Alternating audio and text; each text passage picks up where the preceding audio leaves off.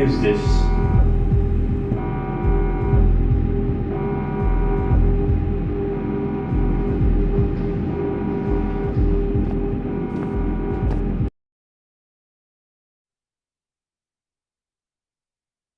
A good day, my fellow agents. Welcome to my first ever live stream on YouTube. I'm really excited for this one. I'm going to show you one of my tracks in Ableton, going to one of my projects. This case it's Evil Gain. I'm planning to do a whole video series doing these kinds of live streaming. And I have to figure out the schedule. Maybe Saturday evenings is the best time, who knows? We have to check, and yeah. But I'm really excited to start. I hope my audio is okay. I checked everything before, but yeah, let's see. I had a problem where my Ableton project was just clipping like crazy.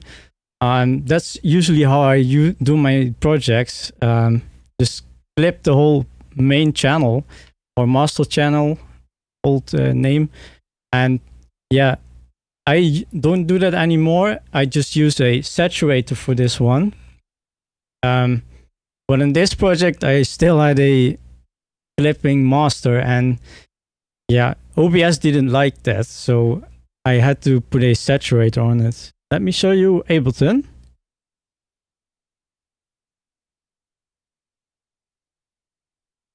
Yes. For sure, you call Cicadas Vigilia. But I can do a lot of clipping myself too, I have to say. So I hope everything is visible and clearly, yeah, can clearly see what I'm doing.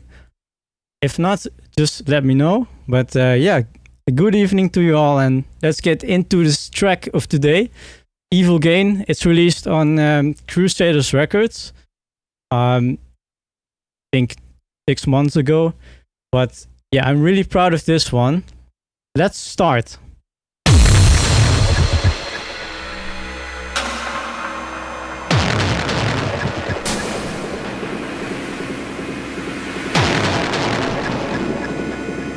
I have to say it's not one-on-one with the release, of course, because this is the original project. It's unmastered and unmixed, so it will not be one-on-one.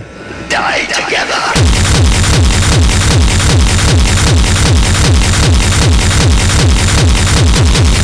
A lot of horse stuff.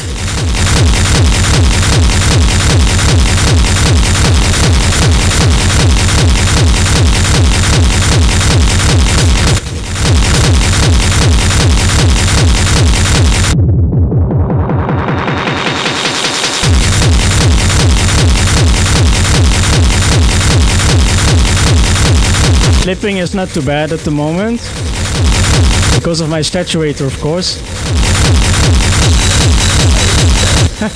Yeah.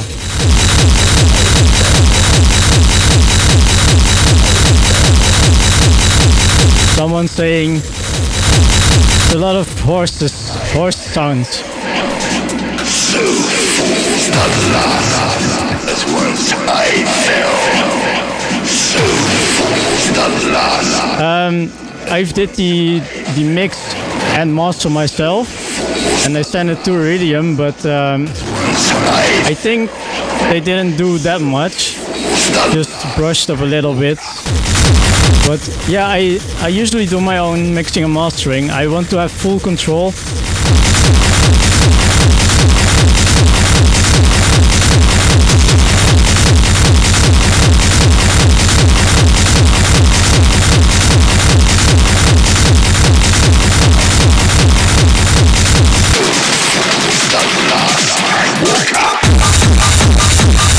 Yes, this is not the final kick.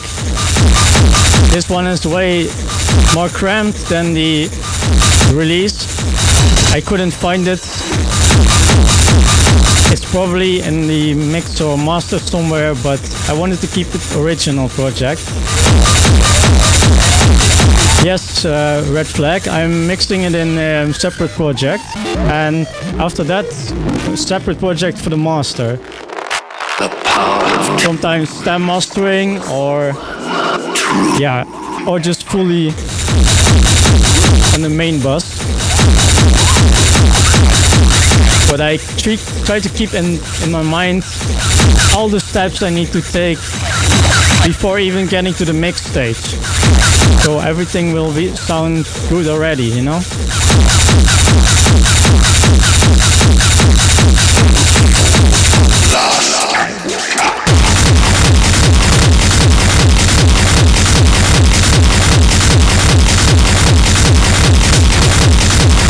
I hope you had a good day, first day for the weekend.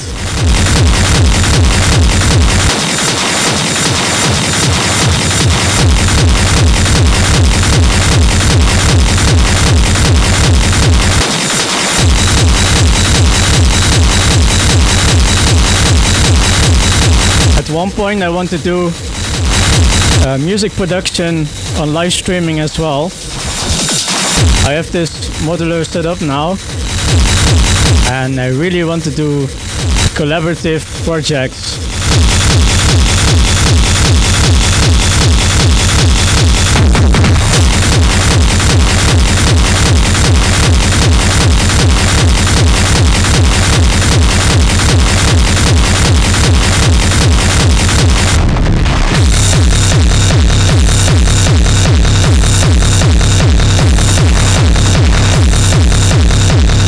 Yeah, over here you can see my setup that I have now.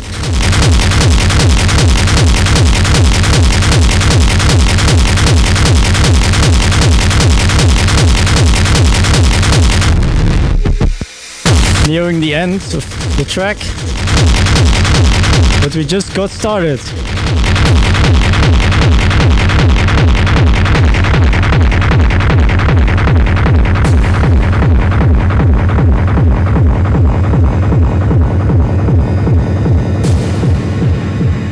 Right.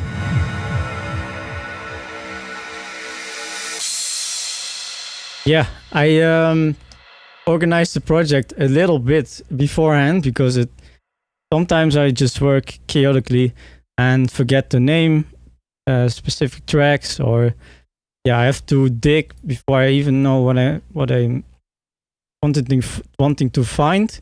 Usually colors I use a lot to separate items, but yeah, I sometimes work very chaotically. That's the way it is. Yeah, let's go from the top to bottom, I think, and then just go in between all the other elements. By the way, if you have any questions, I will try to answer them all below. Not below. I will try to answer them here for you. So let's start with the main part of the track, I think, the kick drum. In this track there are 2 kick drums. Yeah, let's have a listen.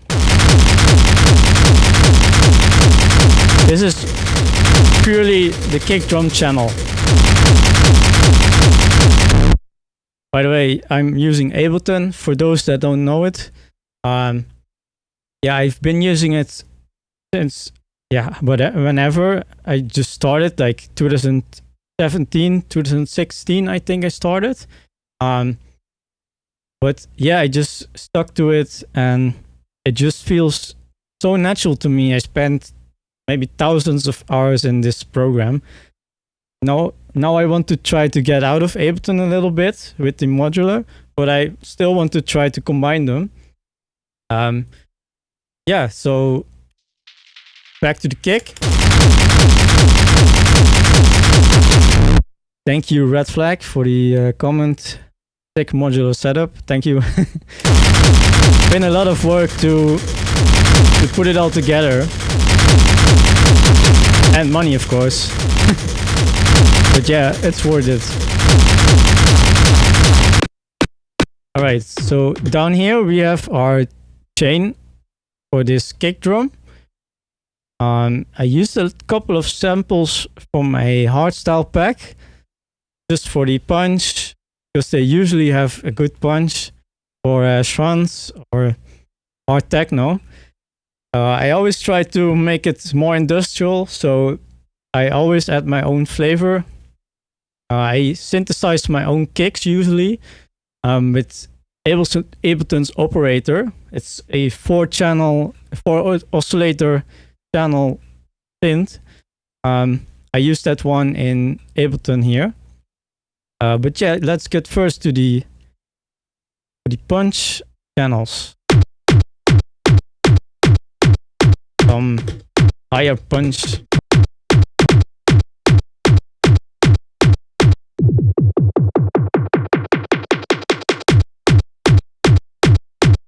Yeah, let's do it with this one. Yeah, it's not what we need. We need more. All right, let's get to the other sample. Okay, that's more bass, more punch. Let's combine those two.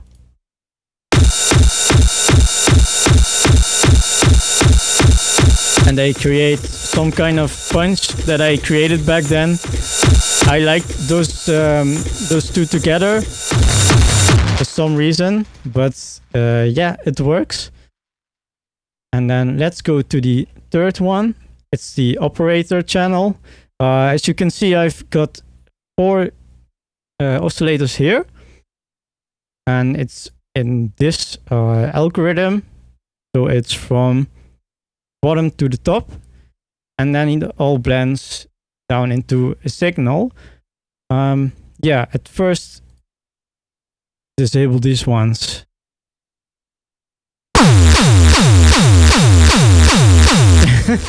Oh my god. It's a digital saw wave. I usually use those to get that nice yeah, how do you call it, harmonic rich kick drums. But I think I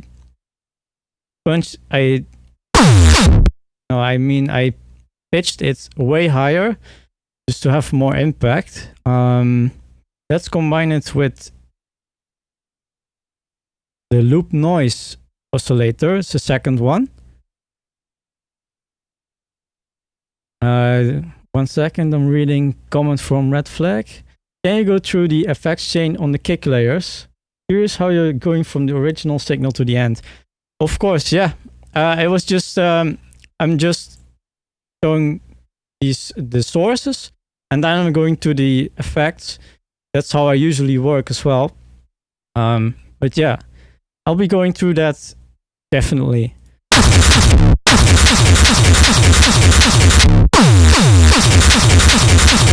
So as you can hear, it makes this rhythmic, yeah, rhythmic noise. I cannot say anything else than that. Pitch is a bit higher as well. I have put a short decay on it. You can see, so it's not too long.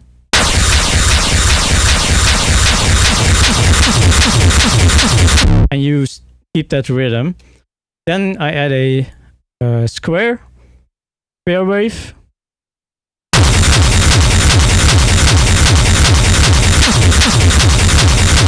Yeah, that's pitched in the normal kick 50 hertz ish region. So it combines those elements. And then we have the digital saw wave again on the same around 52 hertz. Maybe let's pitch it differently, and you can hear how drastically the sound changes.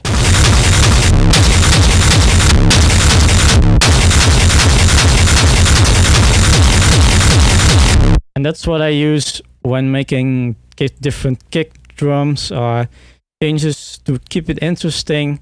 But it's sometimes hard to just yeah, see what is needed. Yeah.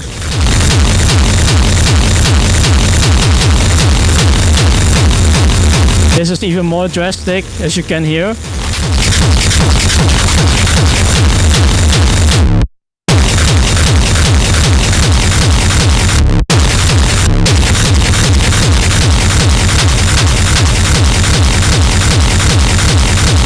Hi Joe, good evening.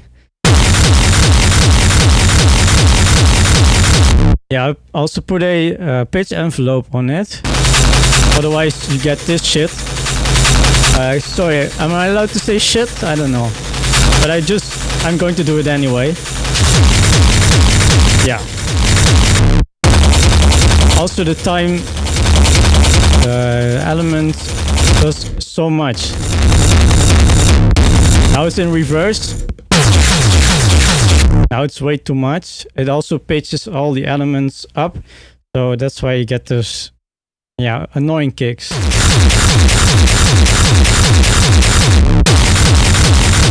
So let's keep it at 51 for now.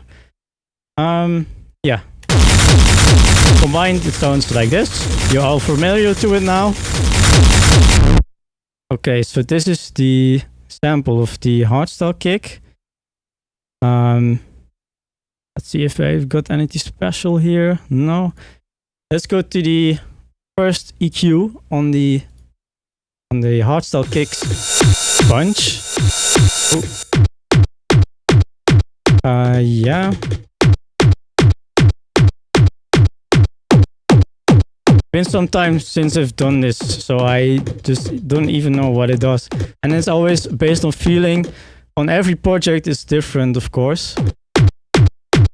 I just cleaned up the punch here. So this region is more hearable. Yeah, now we got a fart. Nice. So yeah. Yep. Let's see further in our chain. I made the punch a lot smaller, like in width, because let me see. Yeah, maybe you can hear it if you have headphones. It goes really stereo, the punch. That's not what I wanted for this one. I wanted it to keep it solid.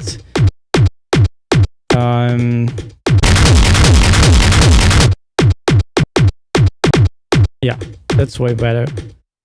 These are the final effects that are applied to all four of these elements in this group. So we'll get to those later. Let's get to the second punch. Oh, it just looks like it's about the same. Yeah.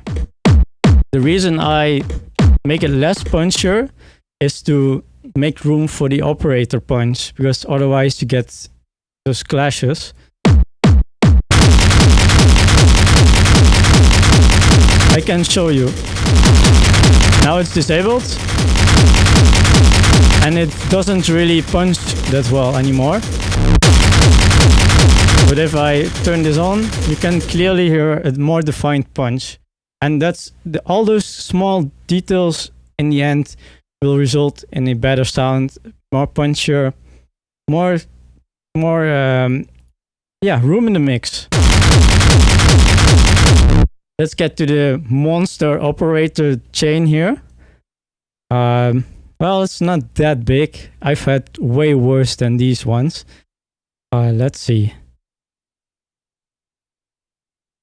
So let's disable all those effects on the operator channel.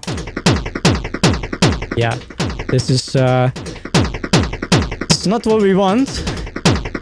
So let's add some stuff. Utility doesn't do anything except the bass in mono after underneath 120 Hertz. That's really important, by the way. So everything below this, what you can hear now, is in mono. You don't want any low-end sound in stereo, because subwoofers at big events or any subwoofer in the car, if the sub-lows are panned to the left or right, they're gonna sound way quieter than you were intended to do, and you want maximum subs, of course. So standard practice for me is just put the bass mono below 120 hertz. Right. The first crazy equalizer. By the way, you're gonna see some crazy equalizers everywhere. In this genre, it's not about being as clean as possible. It's just sounding good, and good is not warm or clean, or no, you want to have it punchy, and you're working with heavy distortion. So those two are just, that's why you need to do some extreme equalizing to get crazy sound shapes, you know.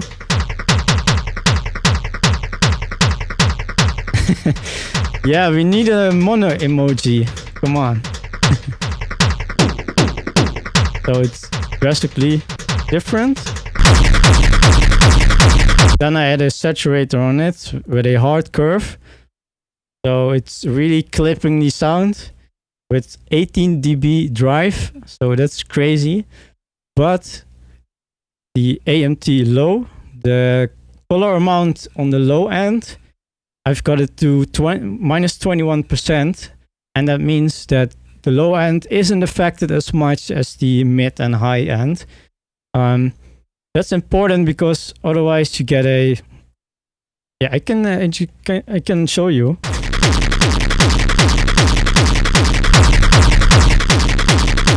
As you can hear, it just compresses, it makes it flat.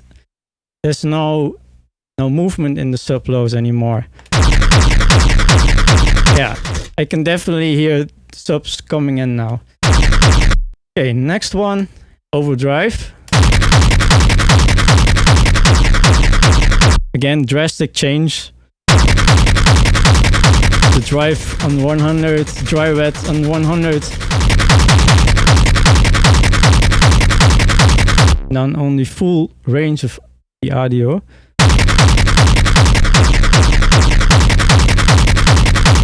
Yeah, brings a lot more drive.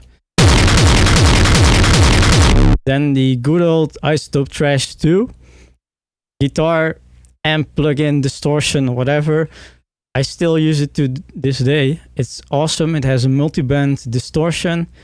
It has so many effects, and pre-EQ, post-EQ, delay, dynamics, like compressor. I mean, just has everything you need.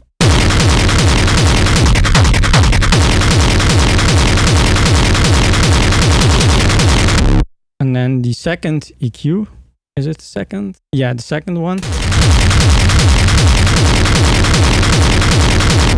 So, yeah, for this EQ, I'm really cutting the mid frequencies. These ones, they really interfere with the overall sound, I think. And then just boost it sub-lows, as you can hear. They sound quite clean, but also clipped, but still drive. And that's what you want. Added a bit of high end as well, and 1000 hertz ish. But I can just show you how drastically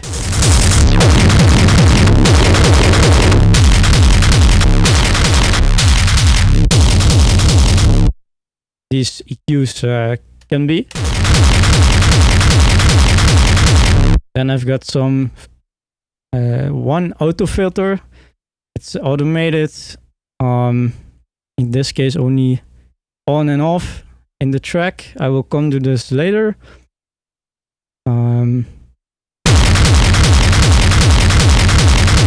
It think at this one it's just an EQ from Ableton. I'm doing a little bit of mid-side EQing. In this case, side. Yeah. I filter the low end of the side because I don't really want uploads on the side of the channels. So that's why I filter it. And then I've put some transient shaper on it. And that's one plugin I use on basically every kick nowadays. It's multi-band, so you can have 3 channels, low, mid, high. It just boosts the punch, or you can decrease the punch, whatever you want. You can make it really sharp attack or smooth, but usually I use sharp because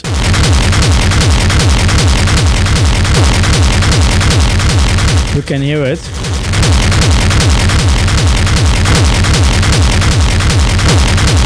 It really brings the kick alive in the end.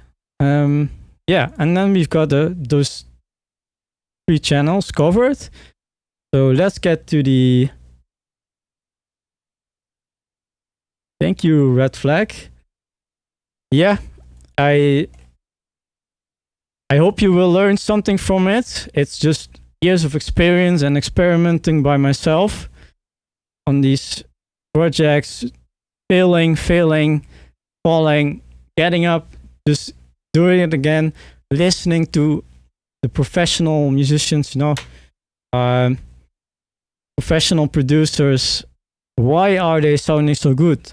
And what do I need to do to elevate my own sound? So it's listening, practicing. So I think these tips will help in general, but my overall tip I can give you is practice. Get some good speakers as well.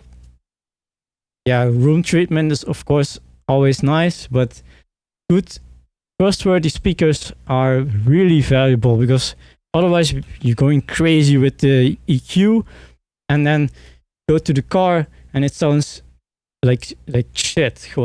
Just, yeah, you don't even feel any bass, but in your studio your whole room is shaking. So yeah, try to balance those things. And yeah, practice. By that I mean make a track, put it out on your phone, listen to it on earbuds, headphones, those shitty Bluetooth speakers for €1. Try everything to check it just sounds a little bit of the same on every device.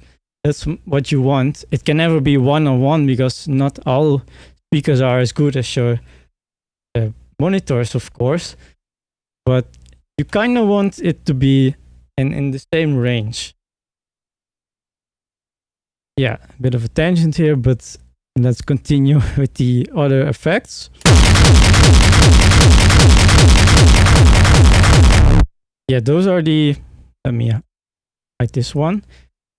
These are the final effects on the chain from the kick. These do a lot as well, as you maybe heard before. I put another transient shaper on it just to elevate the punches even more.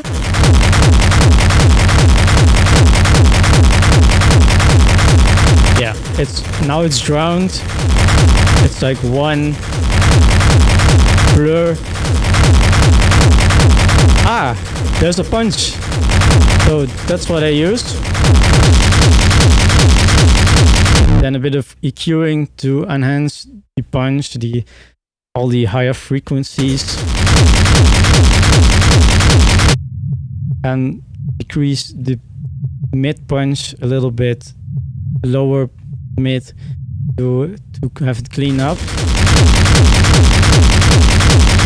Yeah, it's all small details, but those matter in the end. Okay, then the next one is a delay. I fucking love delays. It's what I'm doing always. So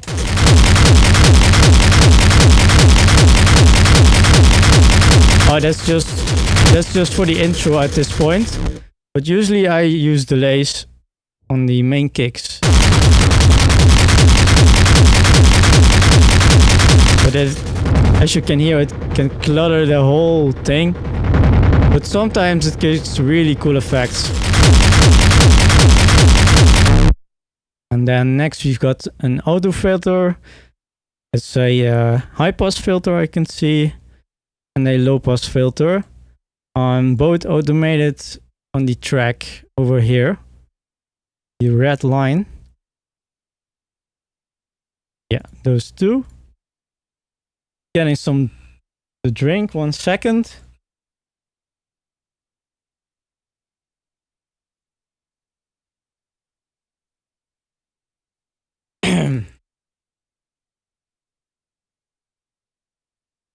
Right. Yeah, that's the kick. Let's continue to the second channel, the right. So what they do with shrons is they combine it with a hi-hat, ride, crash, whatever sound source, and put it on the same notes as the kick drum. So you get those extra drive, extra horses. I don't know how you can say it, but I just love the horse sound. I hope that doesn't sound weird. Yeah, those are just 2 channels. You can imagine how many drive that already is.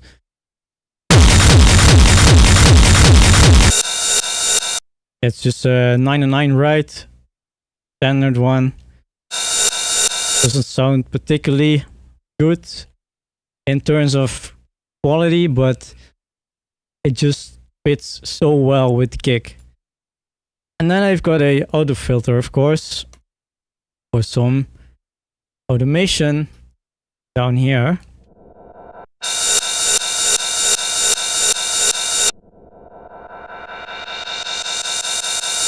Yeah, it just was one of those things that needs to be done and helps so much with building a drop in the future. Right, let's see. This channel is exactly the same, the other one, but then just separated on other sections. Sometimes I like to separate channels, even if it's the same sound, to have more overview, or change a little bit on the second channel. And yeah, that's why I do it. Okay, now to the second kick part. Again, it's not the end result kick. This one sounds so, yeah, in Dutch we would say plop kick. It's like so, I don't know how to describe it really. It has a crazy energy, let's say that. It's not bad, but it's not what I want in the end result. But it has maybe some interesting here. Again with the hardstyle punches. So it's built off the first kick, but then even more punches. Those are combined.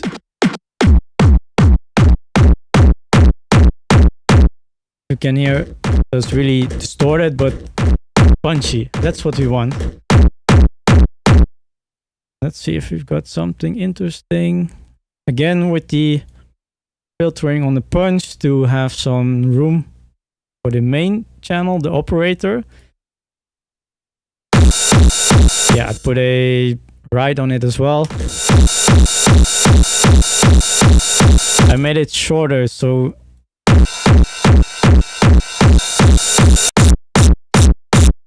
this can drastically change sound as well. Yeah, let's put it back where it was. Yep. Okay, nothing too crazy going on here. Yeah, this one is obviously different than the other operator. Not in terms of the oscillators, I can see. I use the same waves, except for this one, I use a square instead of a saw at the beginning. Don't ask me why, it just combines well, and I'm constantly switching the wave on all those 4 channels just to check, is this sounding well? And at some point you get a golden formula, I don't know how you call it, on one kick, and the perfect ratio, and it all just comes back together.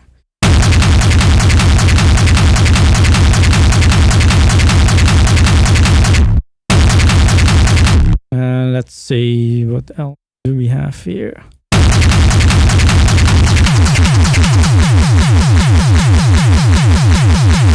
So square, noise, for on drive.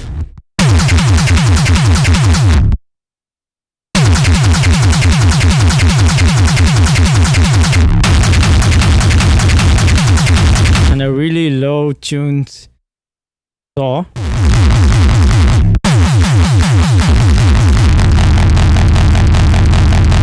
Wow, nice bass.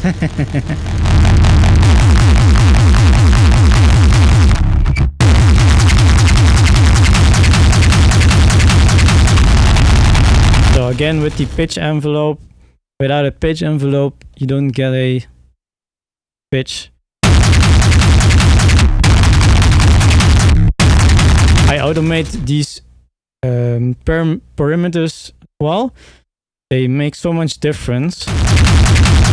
Like even 1 millisecond difference is just a totally different sound. So you can imagine I'm spending hours and hours fine-tuning this. But yeah, with experience I have at this point, I'm more easy to make a kick and more quicker.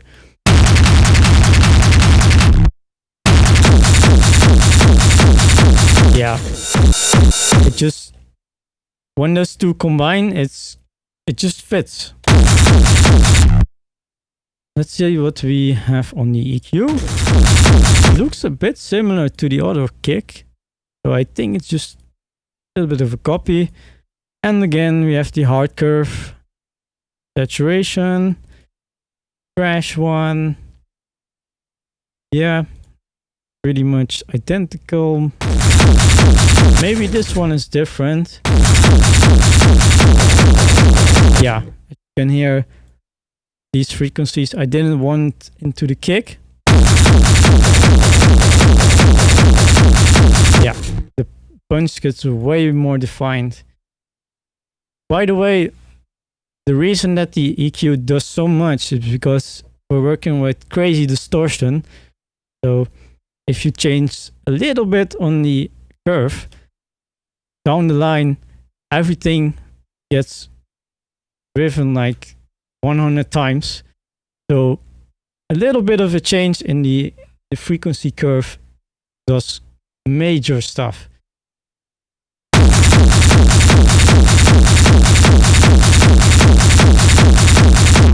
Yeah, and again, side EQing. Bass mono, this time under 450. Let's see why.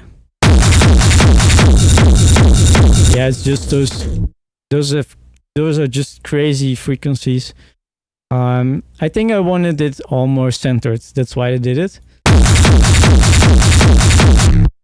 And then we've got low pass and high pass filter and a beat repeat. This one used in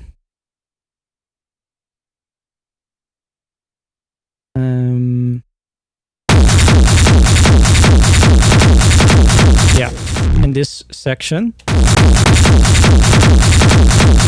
So now it's off and here's on. just some stuttering. You can also do this through MIDI over here, but sometimes I like to use the effect because it creates a more random and chaotic pattern.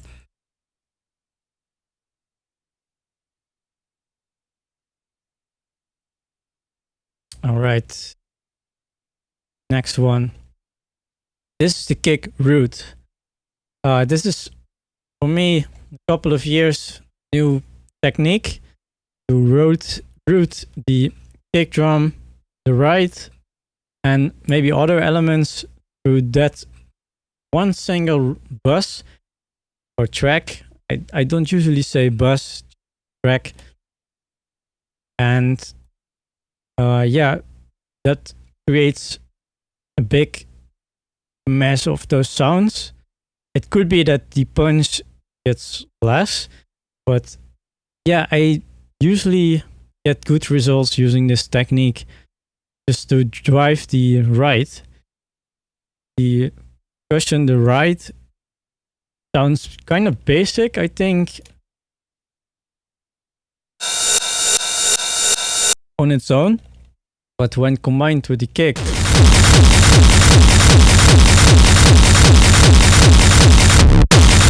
it just, as you can hear, it crushes the ride and creates that up and down movement that you always hear in trance. So this is my way of doing it. It's a bit unreliable and you have to change a lot of parameters, or put a saturator on it to mimic the effect. Let's do something crazy here. This is on the kick root.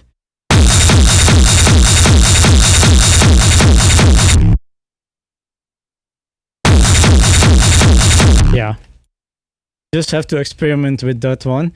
So route a couple of channels to one channel and see what it does. You can even put a gain stage on that one to lower the overall kick so the master doesn't clip, or you can even clip that channel, the bus channel, even more so the overall sound gets even crazier than before. It's up to you, but yeah, I think that's a good tip for creating movement. And as Drastic said, it really is the defining sound of trance, I think. Okay, let's go to the next one. The delay.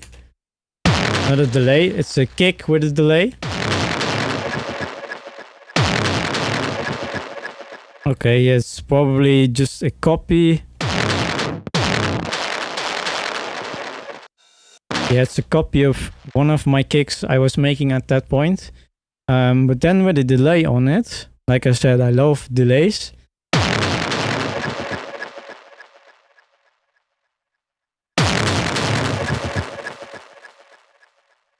It's weird artifact you can hear. It's just massive distortion. I don't even know if it's clipping, but I liked it. I just kept it in because, yeah, if we don't do stuff like that and make everything clean, then it's not hardcore. I think it has to be, yeah. You must not care about others' opinion. You want to follow your own heart. And for me, that's making these weird artifact noises.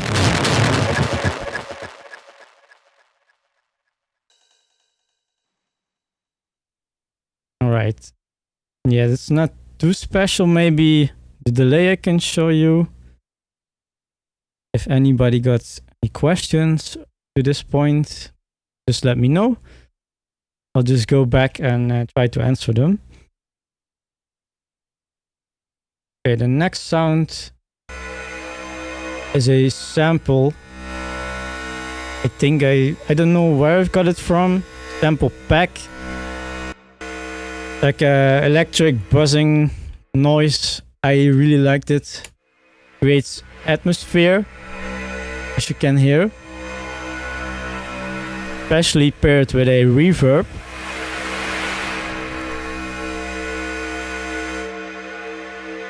This is fully reverbed. Creates almost like a throat singing sound. I don't know.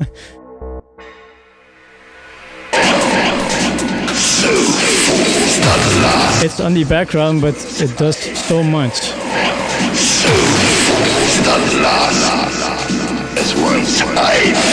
As you can see, I didn't do anything special on this one. Let's move to the crash. Wow, it's a crash.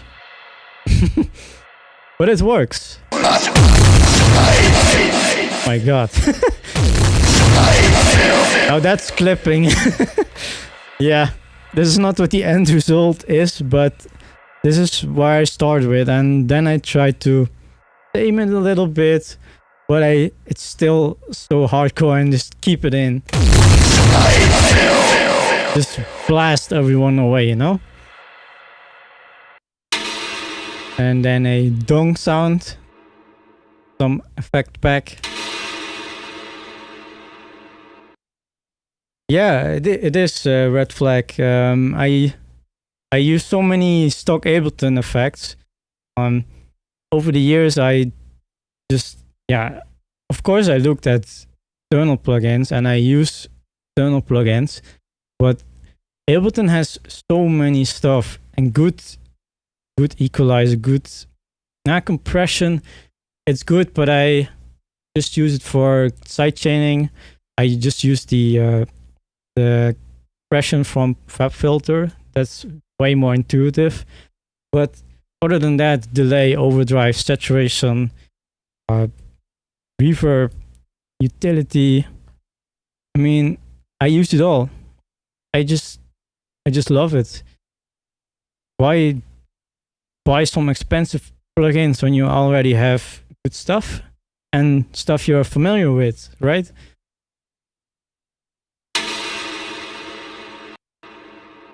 Oh, it's an EQ with nothing. All right. Maybe I just wanted to filter the low end. I probably did it in the mixing stage. I overlooked it. So yeah, nothing special. Another one, another sample to create some multiple samples, just to create some atmosphere and a bit of a rhythm already. As you can hear in this few seconds, there's so many things happening already.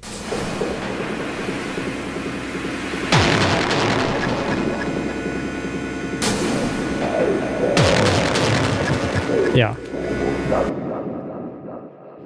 That's what I like. Fill elements, but not too much. You can see my project isn't crazy.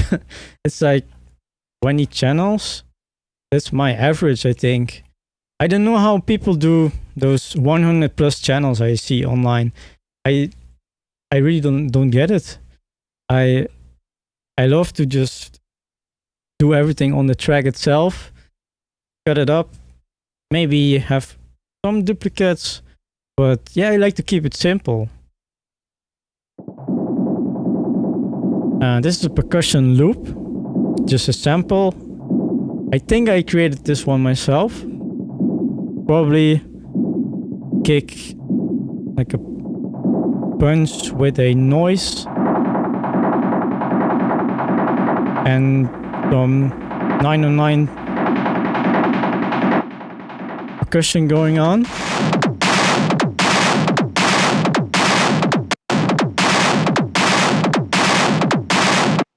Really noisy. Lots of saturation, overdrive again.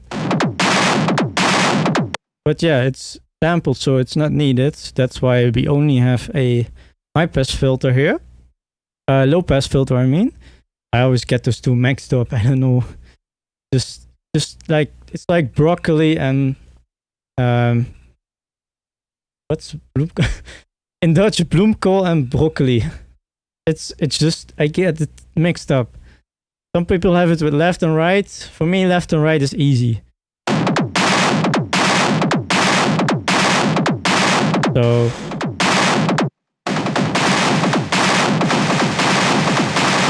yeah, you can hear delay adds so much. So I just try to use the automation. High, the dry wet on the delay. High, low, high, low, high, low. That creates so many thank you, Drastic. Cauliflower and broccoli. I mix those two up in Dutch all the time.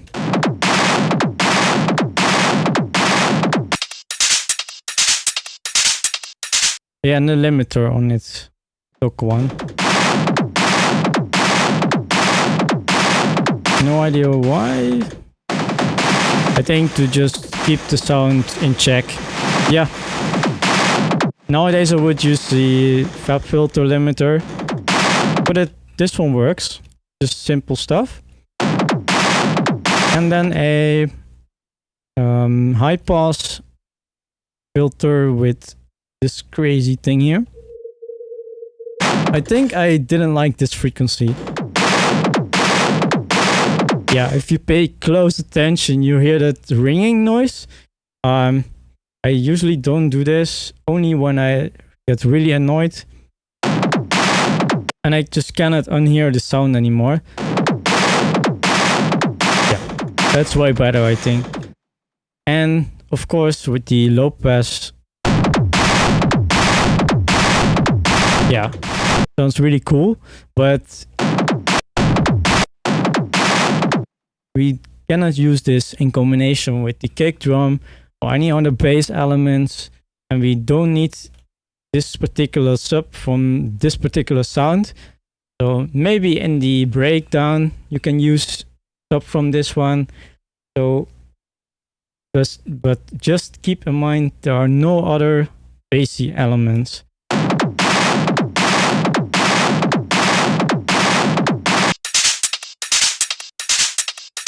Right, another percussion, some hi-hatting, but then crazy distortion. As you can hear, the saturator does a lot.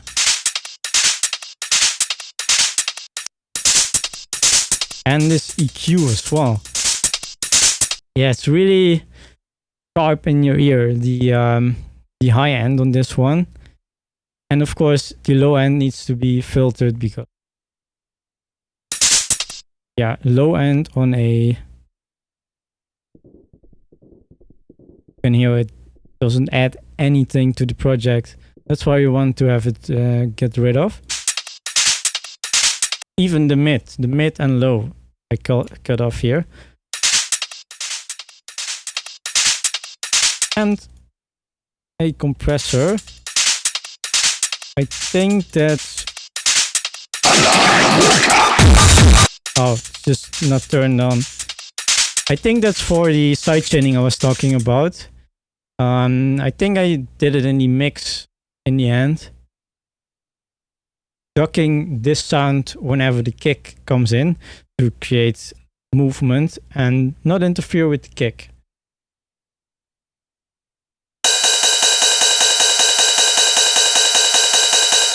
It's insane ride on top of it as well. That's just a 909 plugin.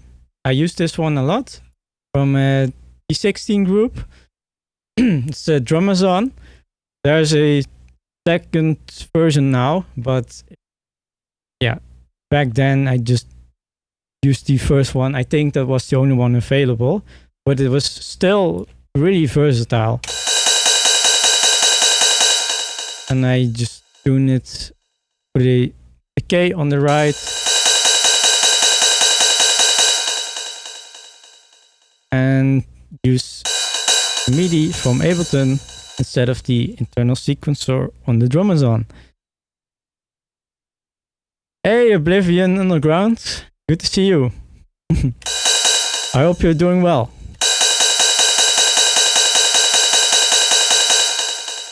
So I put a delay on it. Oh, yeah. Oh, that's great to hear. Last night was fun. Yeah, I wish I could make it, but it's like 2.5 hours drive for me, and it's not easy to go to Rotterdam for. Yeah, just takes a lot of energy for me. But if it would be closer, I would be there 1000%. But I'm glad it was fun. All right, let's see what we have here. The delay.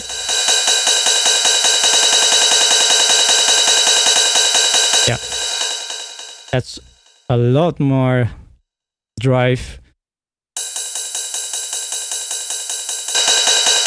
Yeah, overdrive just adds crazy gain. Makes it sound really muddy, but yeah, in jazz, in rock, you don't really want that muddy sound. I used to master like rock songs or sometimes even jazz. I did some of those.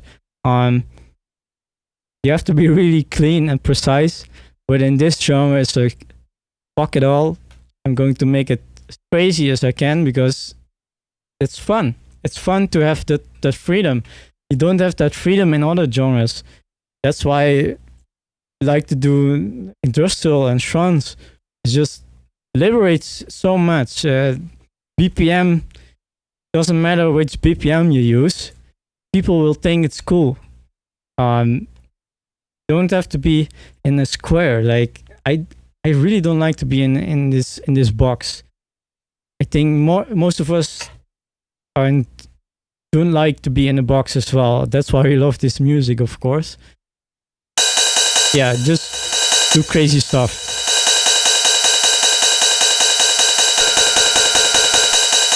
Again, ringing sound that I didn't like, apparently.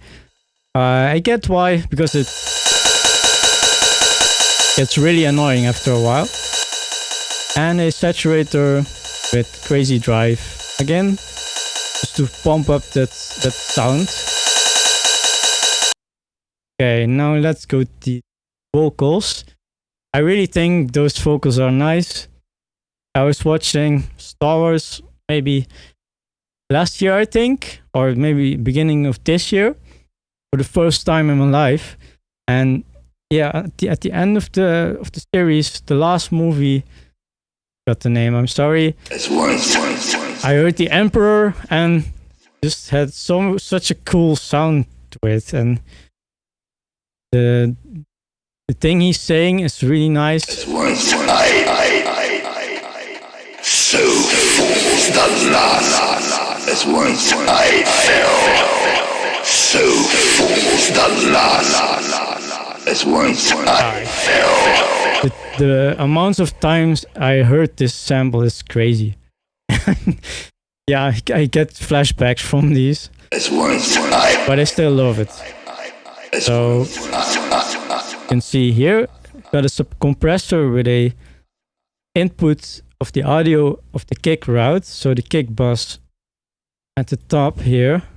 Remember, it's the channel where all the kick and ride and stuff gets combined to this crazy mesh. It listens to that channel. Can show you. Oh.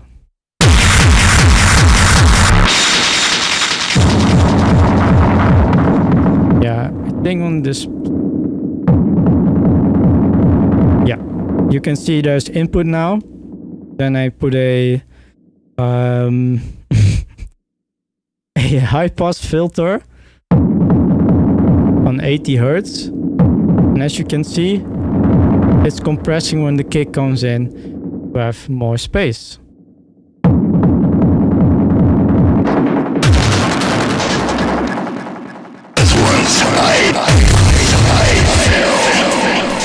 So falls the last, as once I Okay, I edited I removed the low end of the voice. As once I fell.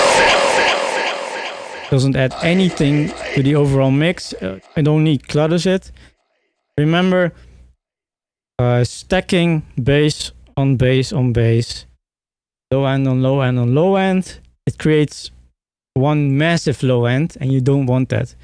It may sound in theory cool that a lot of low end is nice, but it gets uncontrollable, and in the end it sounds crap. Just sounds not good.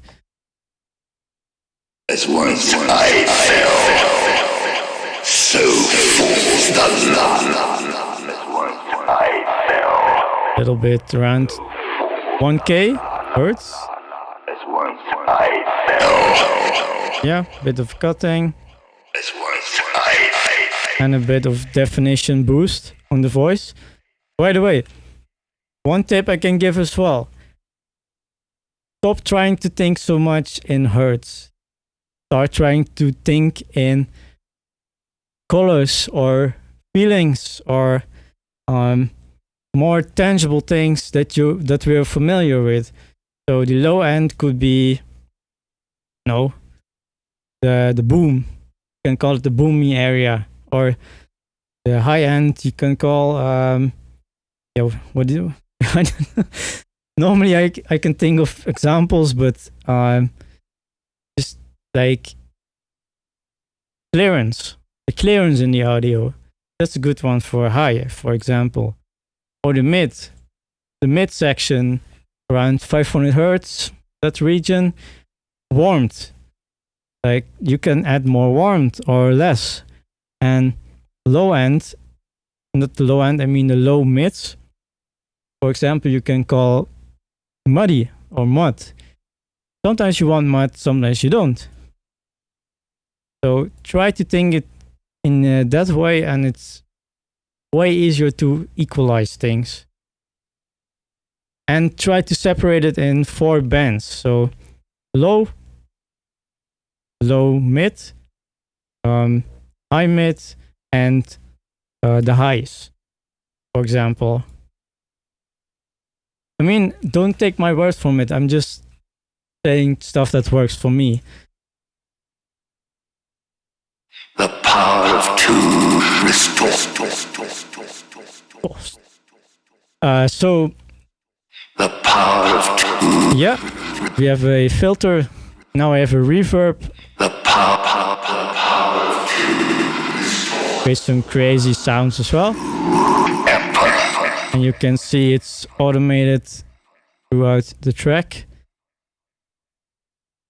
As once I fell. As once I fell. The delay does a lot of too. Falls the last. Auto filter with a low pass. As once I fell. Another As once I fell. reverb effect. All standard Ableton stuff this. So I try to use as much as stock plugins available. They are low in latency. They are cheap because they are included, and they're good. So why not use them? As once I fell. The next one is a auto pan. Just pans left, right. As once. But not too crazy. That's why I put a utility on it to decrease the width. But still, it goes left to right, but only in this box here. Instead of here, where it can go crazy amounts, just goes left to right. Here, over here in the middle. As once. Then I have a beat repeat again to create some stuttering. The power of two restores the So 1, 2, emperor. Create some dramatic effects, of course. And then a reverby channel underneath. Combine those two. The power of two restores the one true true empire.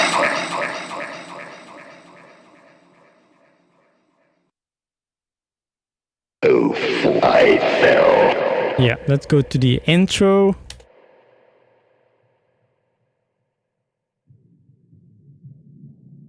These are the intro vocals.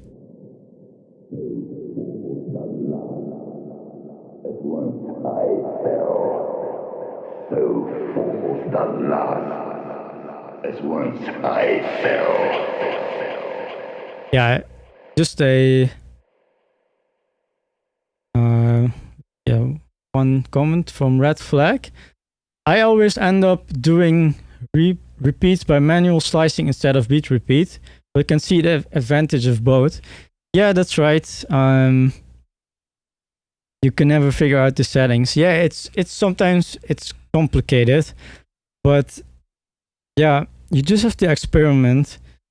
I'm not a pro in it as well. I agree. It's not really intuitive, but it just works for some reason.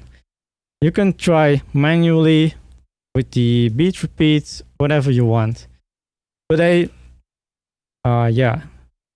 just wanted to say something. I thought of it at this moment. At first, I was like, should I be doing this? Should I be giving away my secret sauce, my secret ingredients? But then I thought, like, no, it doesn't matter. Just this is what I did at that point in time, and for me, it takes a long time to figure out what matches with all those sounds together. So, yeah, in the end, it's all about experimentation, not about do this and then you get that, or follow those top 10 tips in production that X artist does or Z artist does, and then you will sound instantly like them. Why would you want to sound like other artists? You have your own music, right? So you want to have your own footprint. Don't want to sound like X or Z or Y or A, B, C, I don't care. So my general advice is try to experiment what feels right to you instead of what do they do, and then just copy it, because otherwise you get really boring music. In some genres, I will not name them, this is happening. I don't blame people for just doing it. It's up to them. But I think real art is important. I usually use really easy tools, but in the end, I think I can make a lot with those tools. Just it's not about crazy plugins, not about getting sample packs and just creating your track with only samples from that pack. It's about the having fun bit, and when you release a track, it's like, I did this. Not, I didn't copy anyone. This is my signature. This is my own work, my own creation. And sometimes it's really hard because it's vulnerable, of course, because people are going to criticize it or give feedback, and it's scary as hell. But I think worth it in the end. And especially when you go to a gig or you're DJing and you're playing your own tracks, and you're thinking like, oh wow, the amount of work I put into this, and this is my stuff that I'm playing, and people are dancing. That's just the best feeling there is, to me at least. Yeah, so sorry for the rant. I just needed it off my chest. Let's continue with the vocals. Yeah, I think I put 2 delays on it just to have a lot more dynamics. Oh, let me switch to the ableton. Yeah, put some shaper box on it from Cable Guys. Can create some really funky effects. As once I fell. I think in this case it's filter panning automated, so I don't have to do it. And it's nice to come up with some original ideas using these effects. Thank you, Red Flag. I'm glad it's appreciated, the speech. All right, let's look at the final channel. Yeah, the final channel.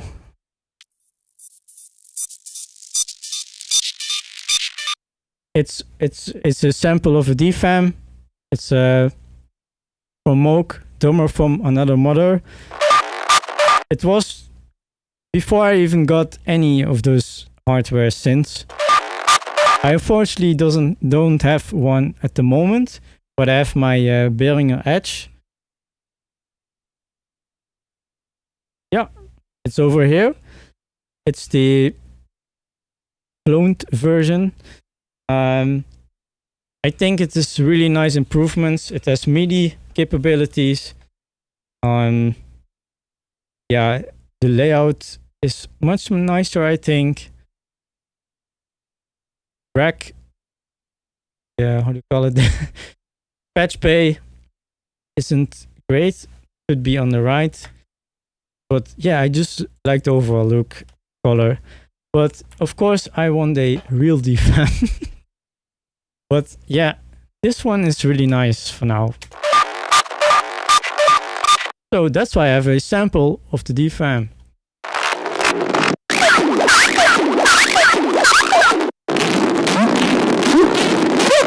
Really noisy, percussion-y, bleep, bloop, whatever. Yeah, the whole track is chaotic, so let's put something more chaotic on it. But that's just how I roll. Alright, I put a low cut here. You're gonna see why.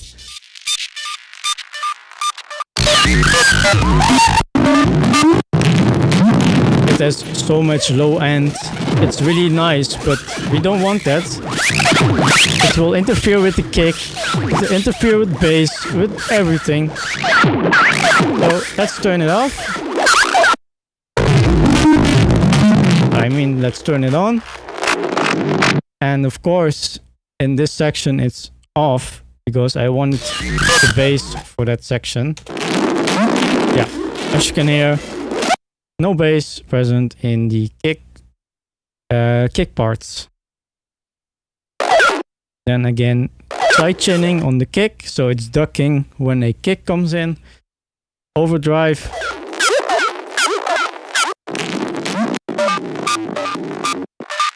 Yeah, it sounds so cute and sweet. No, let's do it like this. Crazy sound.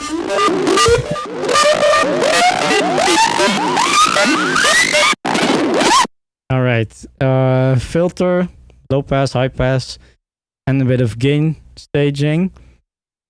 Yeah, and in the end, it's been a long time since we've heard the overall track. It's that huge energy.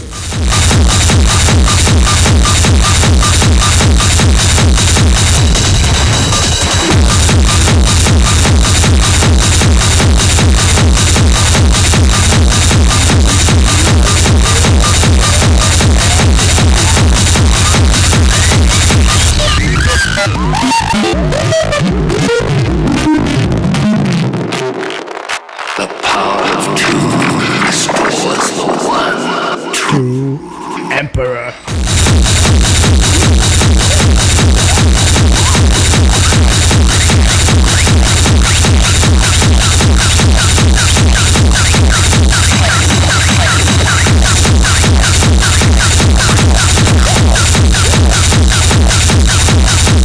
yeah. So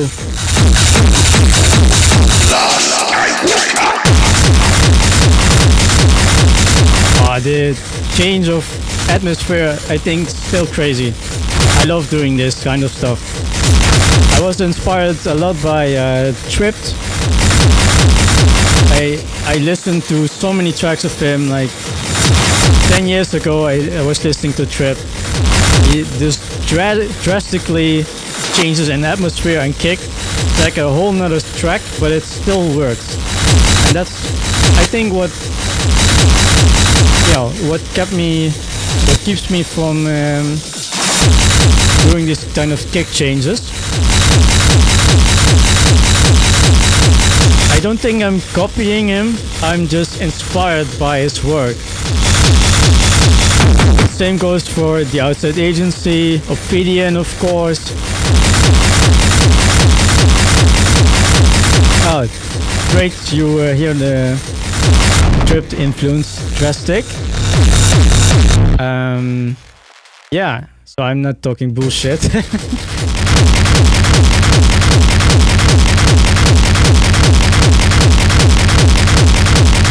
Get inspired by artists, don't copy them. Please, make your own stuff. Thank you.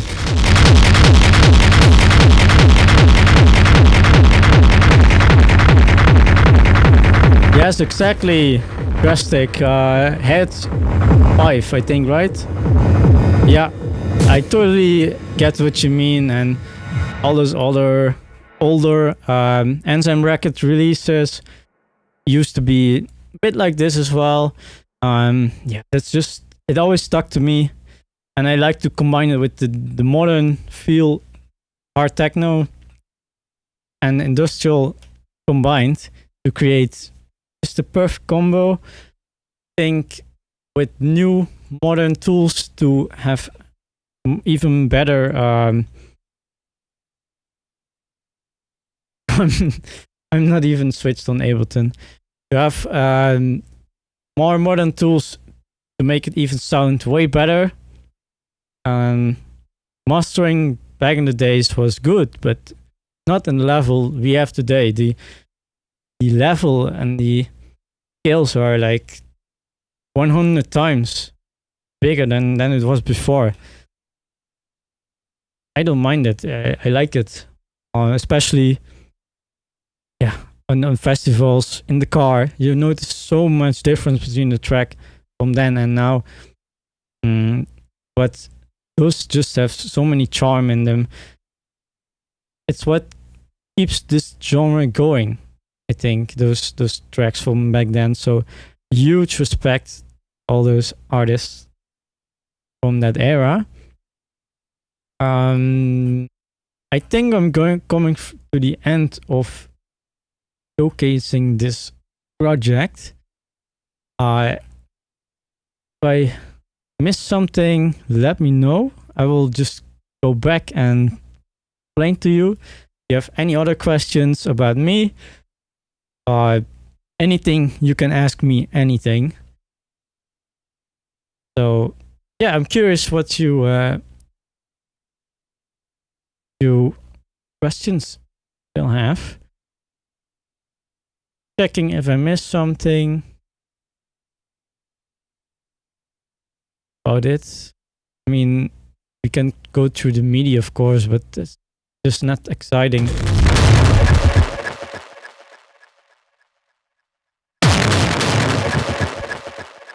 Yeah.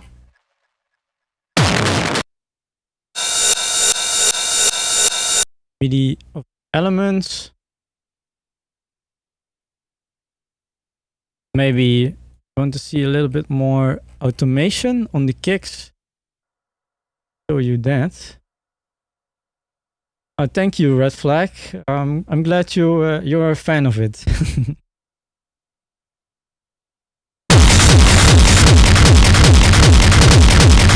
Yeah, I think it's cool to just show some automation.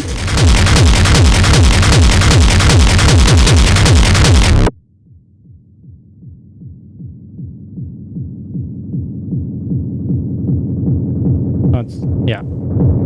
low pass, high pass, as you can see down below.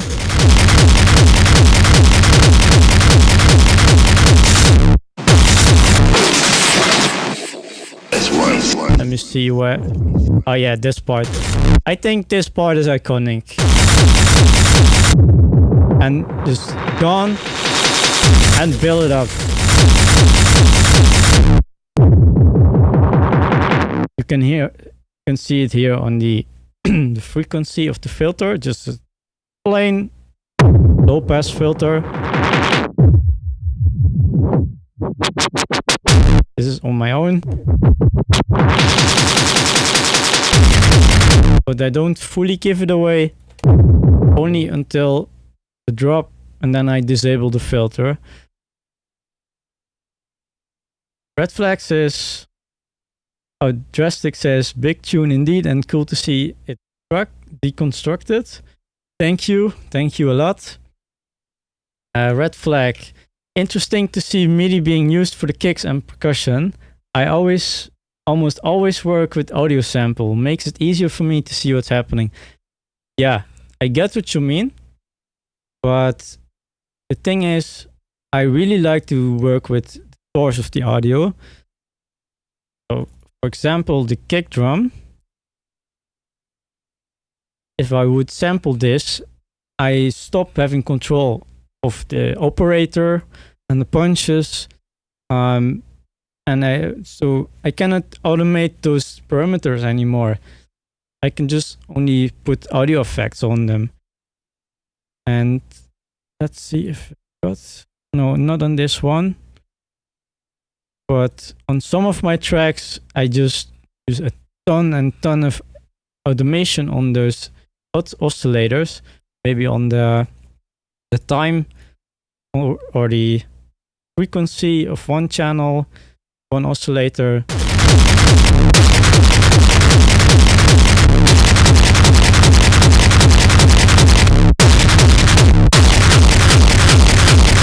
Ooh, that's nice. Yeah, you can hear why I do it.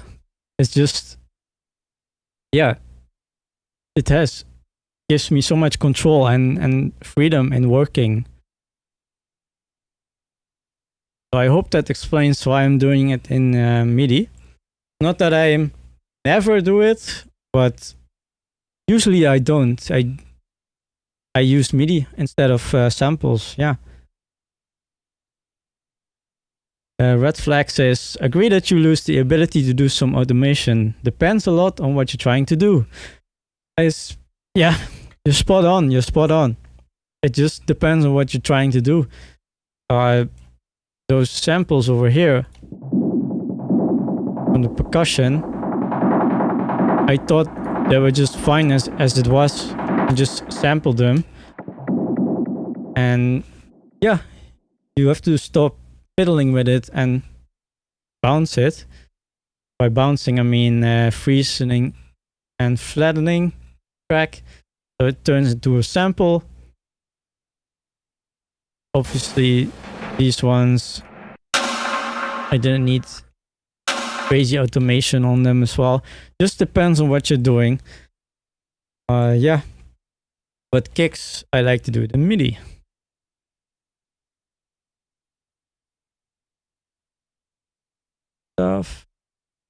Before we wrap it up, my first live stream.